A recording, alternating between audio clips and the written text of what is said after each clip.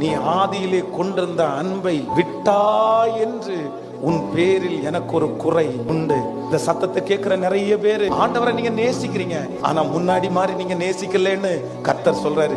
முன்னாடி எதுக்கு எடுத்தாலும் என்கிட்ட வருவிய மகளே, எல்லாத்துக்கும் என்ன தேடி வருவிய, நான் தானே உனக்கு ஆறுதல், நான் தானே உனக்கு சந்தோஷம். ஆனா இன்னைக்கு உனக்கு டிவி ஏன் ஆறுதலா மாறிச்சு, இன்னைக்கு உனக்கு மொபைல் ஏன் ஆறுதலா மாறிடுச்சு? என்ன நீ மறக்கிறதுக்கு என்னிடத்தில் என்ன அநியாயத்தை கண்ட? நீ நிர்மூலமாகாதிருப்பது என் கிருபை.